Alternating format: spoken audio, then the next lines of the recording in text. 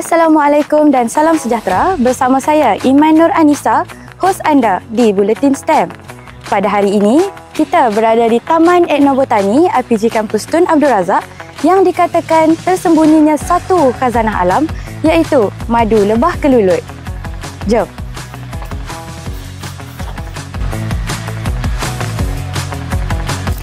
Namun, di sebalik keindahan ini, terdapat satu tanggungjawab besar yang perlu dijaga untuk memastikan madu kelulut ini dapat dituai dengan selamat dan lestari.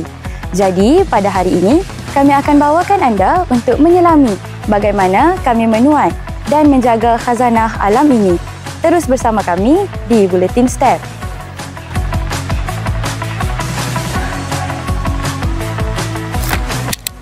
Hari ini, kita akan bawakan kepada anda Cik Raja Nur Amalina selaku pakar madu kelulut yang akan menerangkan bagaimana proses penghasilan madu kelulut itu sendiri.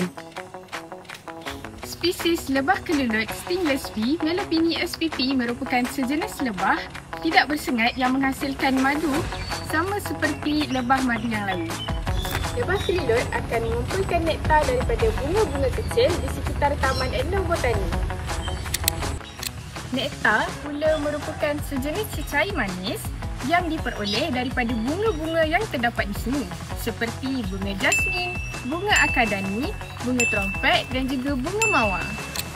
Kemudian mereka akan menggunakan proboscis untuk menghisap cecair madu dan akan menyimpan di dalam perut madu mereka. Nektar itu akan dibawa oleh kelulut dan akan dipindahkan ke dalam sel-sel sarang mereka.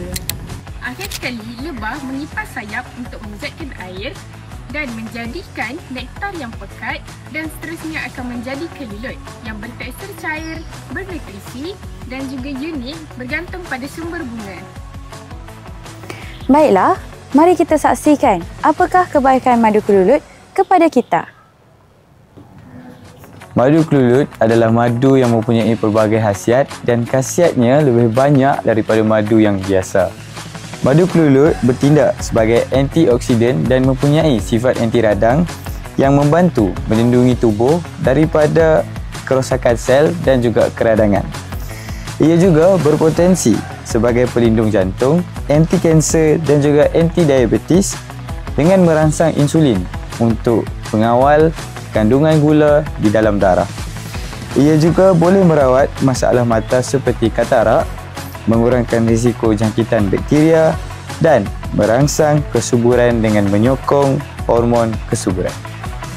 Itu sahaja daripada kami, Buletin STEM membawakan madu kelulut pada episod kali ini. Teruskan bersama kami di episod-episod akan datang. Sekian sahaja daripada saya, Iman Nur Anissa, hos anda pada kali ini. Assalamualaikum dan salam sejahtera.